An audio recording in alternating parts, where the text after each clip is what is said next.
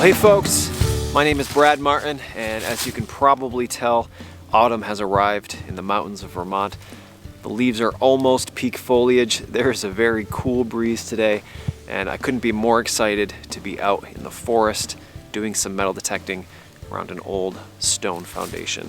Now, these folks were here at the end of the 1800s, and the landowner has told me that people have metal detected here in the past, but I'm still excited to be here, see what I can find in the ground. I'm gonna get my metal detector out, see what I can find. Well, I think I may have a coin here, but it rang incredibly low on the metal detector. I'm really kind of nervous if I wipe this, it's gonna just wipe away any detail whatsoever because for some reason this coin is very crumbly. Now, normally I wouldn't spray anything with copper in it, but this is a special case. Alright, well, it is in terrible condition, but I do think I have identified it. If I shine this light on just the right way, you can see the shield up on the top. It says barely 1 cent, and if we flip it, there's not much there. But I'm fairly certain this is an Indian head penny. I don't think it's thick enough to be a flying eagle, but we're going to call it an Indian head penny. Probably like the very, very, very end of the 1800s, 1890s, maybe even the early 1900s. But hey, it's a coin. I have no complaints whatsoever. Awesome. So I find suspender clips pretty regularly, and most of the time there's no design on them. I already peeked at this one. But this one, a snowflake, that's fitting for up here in the mountains of Vermont, I would say. Judging by how far our leaves are gone by at the moment, I would say these aren't not too far off. This is a really cool one. I think I've only ever found one other little suspender clasp like this that had a snowflake on it. This is obviously busted down here, as they often are, but that's very cool, very special. A little snowflake suspender. So as you can see, I am in just a tiny little trickle of water here. It's very stony bottomed, and I got an extremely loud target on my metal detector, a high tone, and I have a bit of a mystery here.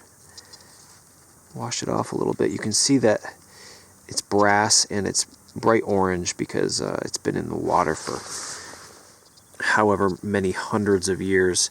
But it looks like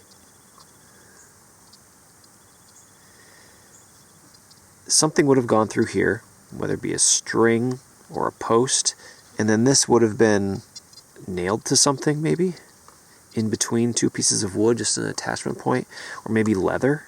Maybe it's part of a saddle. I'm just guessing. I have no idea. Let me know what you think.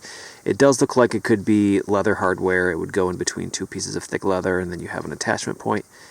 And given where I am, that would make a lot of sense, but who knows? Hopefully one of you. Let me know. A little brass doodad. Probably pretty important, whatever it was used for.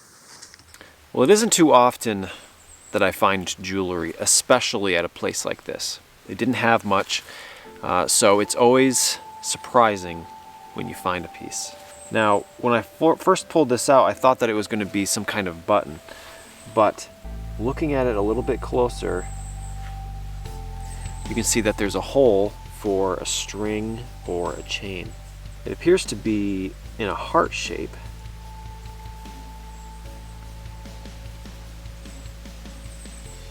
And I'm hesitant to bend this back because I don't have a great track record breaking things, but we're going to try anyway. Not bad. We'll leave it there.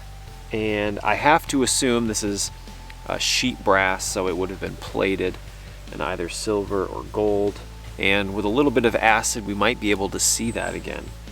I suspect there was a string that broke, which is why they lost this. And it doesn't weigh very much, so maybe there was another part to it. I don't think it was a locket. There's no hinges, but it's what it reminds me of. That's a great find.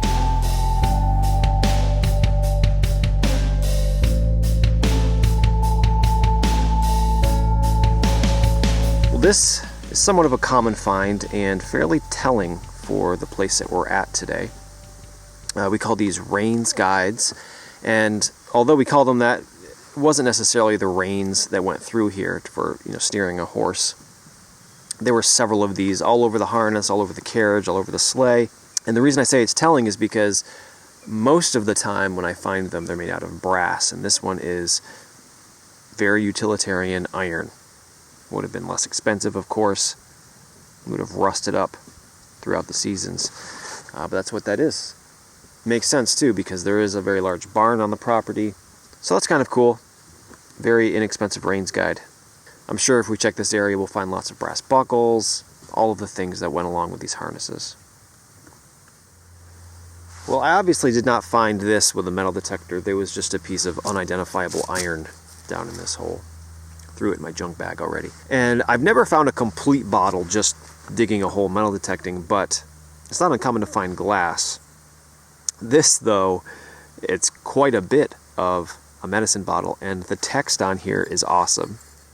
Swamp root, kidney, liver, and bladder remedy.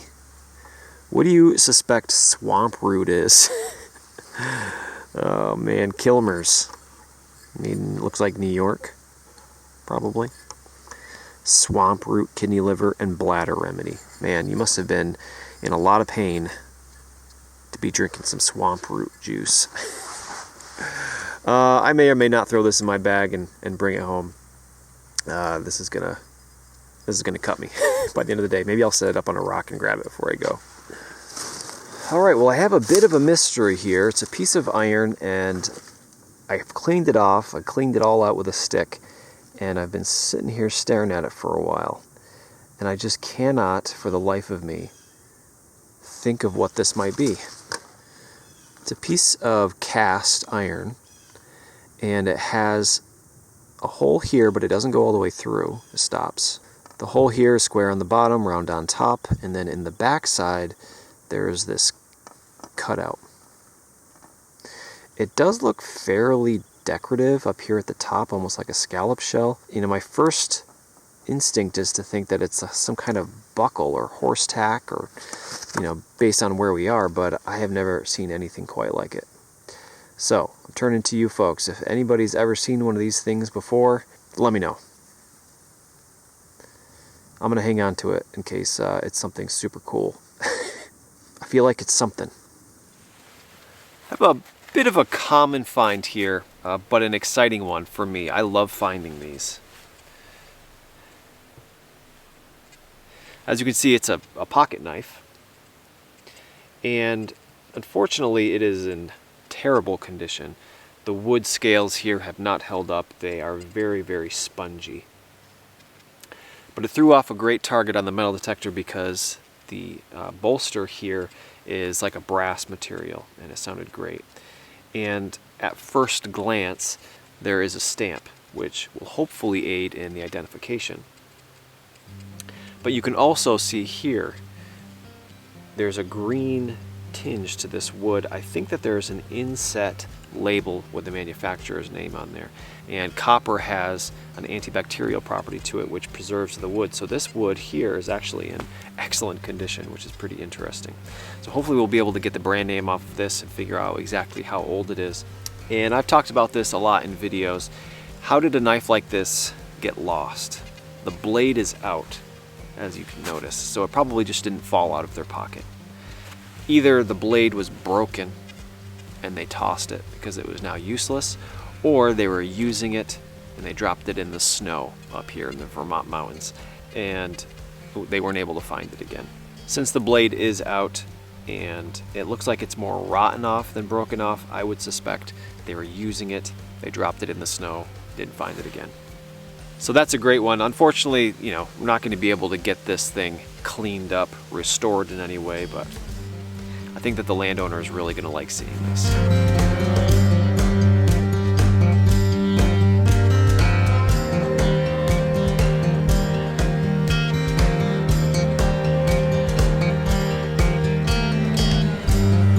So this is the road that the cellar sits on. It's actually a ways that way and up on the bank. And nobody uses this now but the landowner and his four-wheeler. But back in the 1800s, this was fairly well traveled. And maybe you can see right about there, I found a little fragment of Conestoga bell. Probably fell off the wagon and got stepped on maybe by a horse and broke. And then right around here, I found another piece, a bigger piece. And then I just got a huge target right below me. And as you can see, I found the top. So I'm sure that all of it is here in the road somewhere. And it's a little bit disappointing because all of the nice sounding targets in this general area I'm going to assume are more bell. I probably won't dig any more of it up, but maybe I could. Maybe I'll put this whole thing back together again, like a big puzzle. Look, there we go. The first pieces together. Anyway, I thought that was pretty interesting. It must have gotten ran over or stepped on and then shattered. This part must have rolled. I'm on a bit of a hill here. Must have rolled downhill. And there's probably going to be fragments all over the place. But these were somewhat consumable. They would fall off all the time off the sleighs and off the horse wagons and break. It's pretty rare, actually, that I find one complete. Usually they're broken or crushed or shattered or whatever. Pretty cool. Well, this is an interesting little find. I'm not sure quite what it is yet. On my metal detector, it was just about as low as my scale goes, above iron. It would appear that there's some text on here, which I am just realizing right now. Hopefully we can figure out what this is. There were some other fragments in the hole. There might still be some down there. Yeah, unfortunately I can't make it out here right now. I don't know, something to research. Hopefully that text is legible enough. We can figure it out.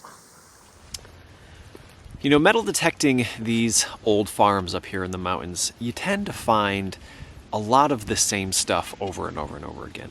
Metal buttons, buckles, harmonica reeds. But this thing that I just found has got to be one of my favorite things I've found recently because of how unusual it is. I've never found one, and it was a complete surprise. As you can maybe see down here, you may already recognize it. I couldn't believe it when I first pulled it out, so I've already cleaned it up a little bit. But as you can see on this end, there is a hole for putting it on a string around your neck, I would suspect. And this is an old 1800s whistle. I'm not sure exactly the mechanics on it, if there would have been a ball in there that jiggled around. It's so cool. It makes you wonder what they were whistling for. Was it for a horse or a dog? Bring their kids home in the evening? So awesome. So unique. Makes your mind wander what they were using it for 150 or more years ago. So interesting. An old 1800s whistle. I think that's the find of the day. For sure. All right, folks, well, I'm going to call it a day, and you know, it was slow today, but I had a ton of fun. It was a beautiful day with the foliage and the nice cool breeze. I've got all of the things that I found today out on this rock. The landowner has been here already. He couldn't be happier. I'm going to go meet up with him after this and give him what he wants of it. But for now, we're going to take a look at it. It's a pretty good pile of stuff.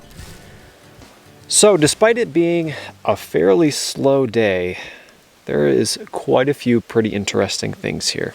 We have our broken bottle, pocket knife, and I actually did find a second pocket knife. This one, though, is all blown out because the steel blades corroded and it all blew up there. But I actually found a second Rains guide.